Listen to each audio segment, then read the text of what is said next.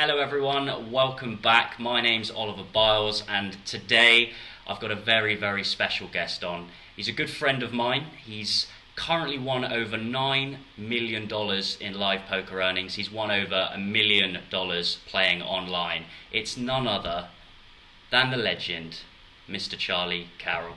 Charlie, how you doing, buddy?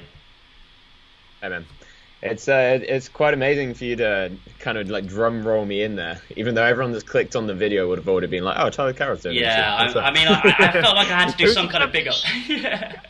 And it also feels weird, like, because we're good friends as well, just to kind of talk about you like that when we just kind of chat normally anyway. But it's always a pleasure to have a chat with you, man, and catch up, because we actually haven't spoken for quite a while, so it's nice to see your face. I love seeing you go into presenter mode. Yeah, it's like normal Ollie and then presenter Ollie. Very serious and professional. So how are you doing anyway, mate? I know obviously with the kind of apocalyptic world right now with Corona going on, everyone's kind of locked down, doing sort of different things. How's it kind of affected you? Yeah, been very fortunate in Corona times. Obviously, poker itself has been pretty boomful, to create a word out of nowhere. And other than that, the other work that I do is with my charity, and that is very technology based, and actually it's more needed and fits in kind of more nicely with this Corona world, and that's going to be launching in June. So I'm extraordinarily excited. That's going to be to try and tackle the homeless crisis, which has also been affected quite significantly in many different nuanced ways in the UK. So Corona's been good for me. I do have a lot of heartache for the people who have been affected by it quite intensely. But yeah, it's I think a lot of poker players are in that kind of fortunate position where it hasn't really affected our lives that much. I mean, it's almost a good time to kind of be a bit of a geek and an online poker player, because from what I've heard from a lot of my poker friends as well, I haven't really been playing that much, but the games are really good because everyone's kind of locked in, so you're getting a lot of new players coming to play the games to kind of pass the time. So are you kind of feeling that at the tables at the moment?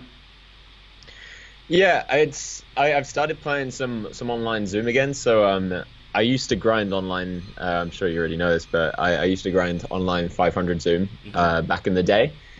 And it's one of those things where people are like, 500 Zoom so hard. They said that like 4 years ago or 5 years ago, and they're like, so hard, it's not really beatable anymore. And then it turns out it was.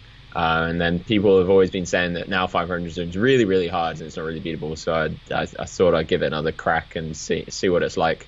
It is definitely a nicer time in Corona time, so it's a lot softer. So if people are planning on maybe taking that next jump to become a professional poker player, usual disclaimers are there of most people who try to be professional poker players end up losing money. So it's always be careful.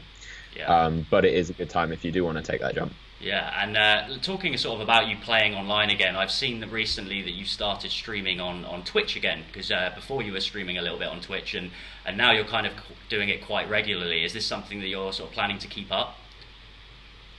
Yeah, so when I first started streaming on Twitch, it's like a year and a half ago now, maybe a year ago, I'm not really sure. And I always said, I'm going to do this consistently, I'm going to do this bankroll challenge and get to the end. Unfortunately, due to some very difficult and personal challenging times, which you're very aware of, I had to take quite a lot of time out of poker in general. But now I'm back on the streets, have no excuse as I'm in quarantine in my lovely home. And I'm feeling really good. The bankroll challenge is going beautifully, and I've been streaming some high stakes as well. Do you want to touch on a little bit about the bankroll challenge? What is the challenge that you sort of set yourself, and what are you trying to achieve? Well, to find that out, guys, you'd have to go visit Epiphany77 on Twitter now. It's $50 to $10,000. Okay. We're up to like 600 and something now. And I've been playing most of it on PokerStars, although I'm planning on moving it over to a different site. Sorry, PokerStars, but your rate's a bit high in the micro stakes. But seeing as I'm doing an interview for PokerStars, and PokerStars is giving me so much, I will also say that the software is the best. The tournaments are probably the best in terms of the value you can get from them. And I am excited to be playing the scoop. And with your sort of Twitch as well, you have been posting a lot of highlight videos I've seen on your YouTube channel. So this is a little time to kind of promote your YouTube channel. And also there were a big series that you did over the summer where you had a lovely videographer and editor come with you and video you while you're playing in lots of high stakes poker tournaments that you made lots of vlogs out of. Was he lovely? I can't remember. I'm pretty sure he was lovely. So I think there were about 30 videos or so that were sort of documenting that your sort of life within the high stakes poker world, which I know Daniel Negreanu does his own poker vlogs during the WSOP, but this was kind of we gave it, well, me and you, for anyone that didn't get the joke, I was the one who was videoing and editing Charlie's vlogs. We gave a different kind of insight, the kind of every day and also at the poker table, which Daniel Negreanu doesn't necessarily do that much of. Is there any sort of plans for you in the future with YouTube to continue doing sort of vlogs at high stakes poker tournaments if they ever start up again? Yeah, it's a tough one. The thing is, I had so much fun putting my heart and soul into those videos with you, and it was the most fun I've ever had creating YouTube content. But no one really watched it in comparison to when I'm just like, here's some raw footage of sitting in my pajamas playing Zoom. Yeah. And the pajamas playing Zoom is, first of all, very cheap. Mm-hmm. Second of all, very easy. And third of all, I get to then just make money playing Zoom when I'm doing it as well. Yeah. So it's a tough balance between doing what makes me happy and doing what kind of promotes success, which then I can use that success to help other people. So it's a close one. I mean, for any of you that want to watch the YouTube videos, you can go to Charlie Carrel on YouTube and you can scroll through. He's got pretty much releasing daily content of his highlight videos from streaming on Twitch, and the vlogs are on there as well. Now I want to move this kind of into a big series that's coming up on PokerStars right now, which is the Scoop, the Spring Championship of Online Poker, for any of you that don't know what that stands for. And you, Mr. Charlie Carrel, were the winner in 2017 of the 10K main event, and you won over, what was it, 1.2 million, I believe it was, something like that. Now I want to touch a little bit on this, because obviously that is a huge amount of money in terms of playing the main event as well. You're having to navigate through what is traditionally a pretty tough field. How did it feel for you when you were sort of playing? First question I actually want to ask is, where were you when you sort of won? Yeah, so the story is a great one. I love telling it, so I'll take you from day 3. Go for it. Right, we're in Mexico. We've grinded our way up to day 3, the final table of the Scoop main event, and we're in 9 of 9. We were in like 20 of 20. We're in 18 of 18. We're in like 12 of 12. We just managed to just luck our way into the final table. Not huge expectations, but huge levels of excitement going into day 3. And this is me and Ben. We're living together in a place in Playa del Carmen. So looking forward to day 3. You know, we've got a few hundred K's worth of equity in our stack. Wake up the morning of the Scoop, start to do our morning routine, turn on the light so we can start making our morning smoothie, and the light doesn't work. Oh no. And lo and behold, not only do we have a power cut, but a third of the whole of Mexico has a power cut. And we're just like, oh crap.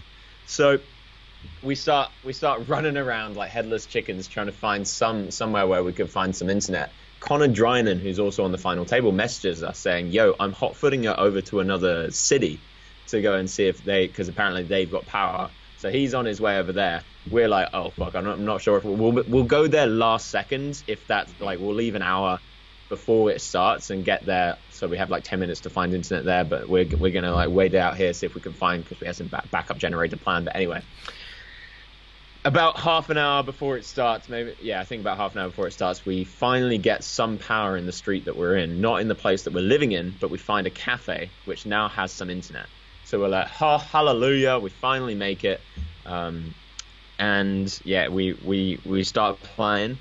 During the final table, the Scoop final table, was the most excited I've ever been playing, because all the running around and made it just like absolutely exciting. In fact, that was short stack and didn't have to make any decisions. You know, it's all in the book at this point, almost all of it at least. It also made it very exciting, and because you get to just like sweat things like, oh, I got to shove through. You know, it's exciting instead of having to be in that mindset. Mm-hmm. Everything starts going swimmingly well. We start just winning all the all-ins, getting in all the right spots. Our bluffs are working, our value bets are working, everything like that. So we're up to like 1 out of 4 maybe in chips, and then the power cut happens again at a cafe. And we're just like, guys, whilst I'm in a pot, whilst I'm making a river decision that's probably worth like, 30,000 dollars or something. So we're like, hey guys, do you mind turning check that power, turn the internet back on? And they're like, in a second. And we're like, we should have told them, but then we didn't want to tell them how high stakes we're playing. So in Mexico, that's probably a bit dangerous. So I formulate a plan. I'm like, Ben, you stay here. Text me, because the phone's still working. Text me if the power comes back on. But I'm gonna leg it and go find somewhere. So I'm in my pajamas. I'm holding my laptop. The mouse is bouncing against my leg, hitting me as I go, and I'm running into cafes, being like, "Internet, internet," and they're like, "No, no, no, internet, internet, no, no, no, not here, arriba," or whatever they say in Mexico. And I finally find a Starbucks. And the Starbucks, I'm just like, internet. And they're like, yeah, it's internet, dude. Chill. And so yeah, internet. Getting the internet. Everyone's staring at me in the Starbucks because I've obviously just ran in my pajamas shouting internet. But managed to get in for the hand. Managed to make a fold. So it turns out it was a fold anyway. And then Ben comes and joins me in the Starbucks after paying the bill in there, and every single time we win a big pot, we're just like, ah, like high tanning and stuff. And, oh my god, this is the most exciting tournament I've ever played in my life.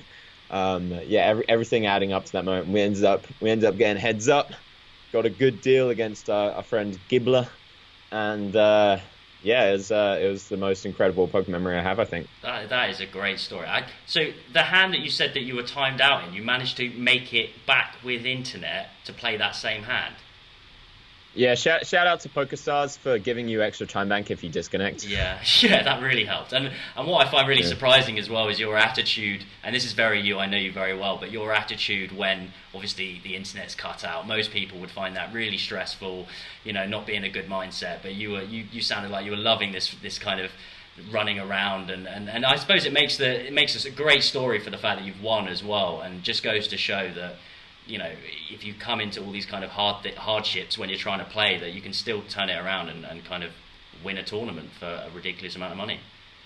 Yeah, you never know how I'd be feeling if the story was like, oh yeah, I was doing really well, 1 out of 5, and then I disconnected, and then I came 5th. Yeah. I might have a different kind of expression on my face. So with that win, I know that obviously in 2017 you were already kind of quite accomplished as a player. Did it change your life in any way? Did it sort of open more doors for you as a player? Kind of. So it was my biggest score in terms of how much money I personally made from it. Okay. It's my biggest score ever in that sense, because I think I had like 75%. I'd swapped out some, and maybe I'd given some to stakings or something. So I think I made a lot of people some money on the side. But yeah, it didn't really change what I was doing with my poker career, because I'd already reached the wuthering heights of the highest stakes that were running publicly at that point, apart from the $1 million tournaments. And yeah, it gave me enough time to kind of sit back on my laurels and start my charity, which was definitely life-changing in a sense.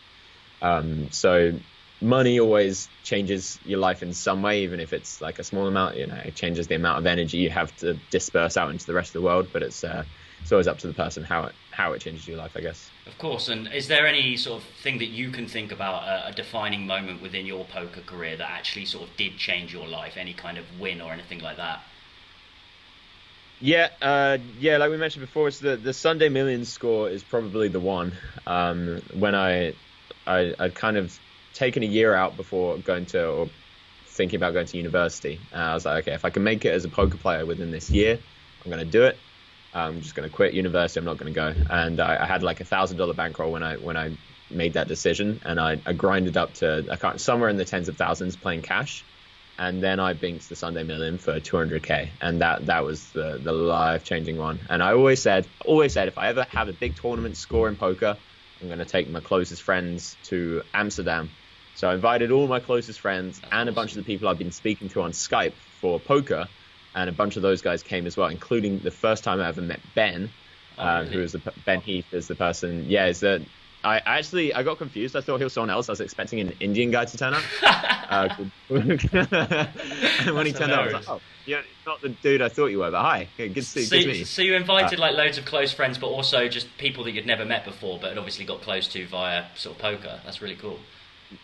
Yeah, they were kind of the only people I was speaking to for that whole year that I took out. So if people out there are planning on becoming a professional poker player, for most people, what I would recommend is sacrifice. Like, sacrifice some things in your life, whether it be socializing or drinking or smoking or any of these things, to really put yourself on a strict routine, or at least a semi-strict routine of playing, because it's such a saturated field out there that to get really good, you have to be working a lot harder or be a lot more talented than other people. Fantastic. I love that story. And sort of moving it on now to what we talked about briefly before, which is the Scoop 2020, which is coming up. And now with the Scoop 2020, it's starting on Thursday, which is in a couple of days, April the 30th. For 20 days, they're playing through until May the 19th. There is $85 million guaranteed in the prize pool. This is actually the largest MTT series that PokerStars have ever hosted. There's a 10K main event, and there are 80 events, each with a low, medium, and high buy-in. So there's something for every bankroll. Is this something that you're sort of going to be playing again? Are you coming back to kind of try and get your title back? Yeah, I mean, I'm not going to not play the Scoop main event. That's just for certain. Like the value in the main events, including the small and the medium and the big ones, are just too good. The structure's really good. The issue that I have is that because our Lord Corona has blessed us with this quarantine time, but he has also stripped us of the ability to travel abroad. It means that I now can't go to Mexico or Canada, and if I do want to play, then I'll have to be playing until like 5 a.m. And if any of the PokerStars dudes are listening to this, if anyone that that has any decision-making power listens to this, please consider, at least for some time in the future, if you can't do it for this Scoop, change the sleeping pattern or the tournament schedule so that it's 3 hours before. Because I think people in the west area of the world can still play, and I think that English people and European people would love that, and I think we'd be able to play it so much more, because currently, being a morning person, I have my charity, I've got meetings and stuff. I still do things in the morning, so I can't change my sleeping pattern for the whole week. So then I only have 1 or 2 nights of the week, if I'm playing 2 nights of the week, to then stay up until 5 a.m. So it's a bit of a brutish one. I'm thinking about starting another coffee habit. But the Scoops are, in my opinion, the most fun series that can be played. They're super duper profitable. The software on Stars is just so good in comparison to the other sites. So I might stream some of the high stakes. I might not. I'll make that decision later. But yeah, would recommend if anyone is thinking about starting some MTTs, then the Scoop lows they're going to be incredible value. So anyone that you just touched upon about anyone that kind of was thinking about playing Scoop, and obviously it's a very intensive schedule. There's 80 events over 20 days. That's like 4 events a day. And I imagine people will probably want to grind quite a few of the tournaments. Now, having done this sort of in your youth, as it were, even though you're still a youth, what kind of advice would you have to people that were approaching Scoop or any kind of MTT festival in the future? Like, what is your kind of A-game advice to be able to bring your A-game to these kind of tournaments? Yeah, it's tough. If your sleeping schedules are that of a European or maybe even Australian, you got to really be making sure you get enough sleep. That I'd say would be number one, because it's tough when you're not used to these late nights. And I'm going to be making the decision: do I put my sleeping schedule forward for these events? And I think other people are going to have to do that too. Secondly, don't burn out. Like, it's very easy to like, oh, this is a great tournament, I should play this. Oh, and maybe this one as well, and this one and this one. And you just start playing every single tournament. And unless you're a very particular kind of person or you have a very particular subset of recreational drugs that you're using, which I do not recommend, then I think you're just going to burn out and you're going to not be bringing your A game. So it's better to play like 20 tournaments with your A game than it is to play like 40 tournaments with your C game, in my opinion. I think that's a really interesting point that you made about not burning out. And for anyone that is kind of approaching an MTT festival for the first time, the danger is that they see so much value in all the tournaments that they want to play all of them, and maybe at the beginning of the festival for the first sort of 5 of the 20 days they're playing really well, but progressively in the next 5 days they might play their B game, they might play their C game, and it might be better just to pick one tournament every day to be able to really focus on and maybe play something on the side or do something smaller. Because I imagine when you started sort of grinding the games, were you able to find yourself a good routine so you didn't burn out? Was there ever a danger that you yourself were burning out? I was okay back then. I was so young and energetic, and I was so emotionless back then that my body, for some reason, no matter what I did to it, could just power through. Now I'm a lot more sensitive, and I know a lot of people that I coach or I work with are also quite sensitive emotionally, or sensitive to just like energetical changes if they don't sleep enough or if they get angry or something like that. Mm-hmm. So you really have to make that personal decision yourself. For me, I just got up, drank loads of coffee, and then sat with Ben, who was also drinking loads of coffee, and the energy just was always pretty vibrant. But that being said, I don't think I would be able to do that now. For me now, it's like get up, exercise, meditate, and make sure that I'm feeling good before I start playing. So it's a very personal decision. I want to touch on as well that you sort of said that you were grinding with Ben when you were younger. How important do you think that is to kind of have someone, obviously it's important, you talked a little bit about having a Skype group or some kind of group of friends that you can bounce hands off, bounce chats off. But what's the difference or the value and difference between having that group but also having a group present or having a friend present that you could grind with? Were you able to motivate each other to kind of play? Yeah, I don't know. I don't think it would have been anywhere near as good. Yeah, playing now at the moment is so fun, but at the same time, it's also kind of lonely. That I'm used to it, so it's not. And I'm living with Hannah at the moment, so it's not like the most lonely. But there's nothing like having a friend next to you who is on the same level of poker as you, that can bounce ideas off, speak hands all the time, talk about poker, get excited when you're all in, all of these different things. For me, and it really depends on the person, but Ben was just such the perfect grind buddy to be playing poker with, that it's never going to be the same without him, to be honest, for me. That's a really sad sort of note. That I don't want to end it on that note. So one other question I want to ask is the fact that you don't is the fact that you don't have Ben, but you now have sort of your Twitch stream and you have the people in your Twitch chat. Does that make a difference to kind of have that same kind of hype, albeit not them being present, but they're kind of there with you, following in your sort of highs and lows? Does that help? No, they're not the same. They suck.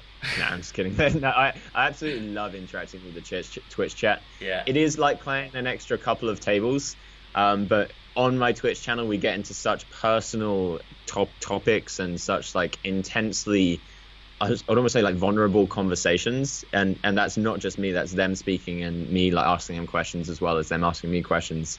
For me, that really is such a beautiful and unique way to communicate with people. It's like it's in person. Maybe there's a delay of a few minutes, but apart from that, it's like speaking to a group of people and then being able to speak back. And if anyone wants to come, just ask like ridiculously personal questions, then twitch.tv/epiphany77. That's the place to be, because there's no question too personal as long as it comes from a good place. Yeah, I can definitely sort of back that up. And Charlie, you're definitely one not to shy away from answering those tougher questions that some people will kind of tiptoe around, I suppose, and very entertaining. I've watched some of your Twitch, and I've obviously been with you and filmed you, and you're a very entertaining person, and you come from a really good place all the time. And thanks very much for coming on. Is there any other shout outs you want to do? We've done your Twitch, there's YouTube. Is there anything else you kind of want to shout out to? Actually, yeah. So I've just finished recording, and we've almost finished editing the spiritual masterclass thing, which is dedicated towards helping people with their mental game in poker, but also in any other domains, but mainly poker. So not mainly poker, but the main audience is going to be poker players, I think. So when I've been coaching people, I've been running into the same issues with people tilting, people having bad bankroll management because of the tilt, people not being confident enough, people not being aggressive enough because it's not in their personality to be a predator. Kind of all of these, there's probably like 12 different things that have come up again and again and again and again. And I was like, okay, I want to be able to help people, but I can't. Like, it's really hard when you can only speak to one person at a time to be able to help a large audience when it comes to this. So what I did is I created a masterclass just of mental game around being a professional in something. And I joined up with Kathy, who I've spoken to you about loads before, and I work with her very, very regularly one-on-one, and she works with a lot of my closest friends and some other poker players as well. She's extraordinarily talented at these things, and we've recorded what I believe is going to be an extraordinary masterclass to help people with their poker game. So if people are interested in that, you can sign up for your interest free.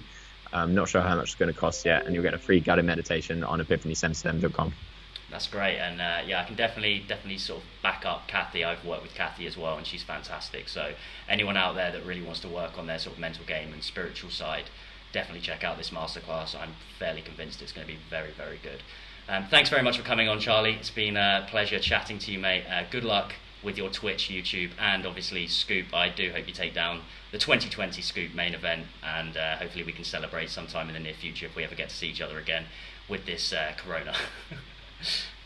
Thanks, brother. Take care, Matt. See you later.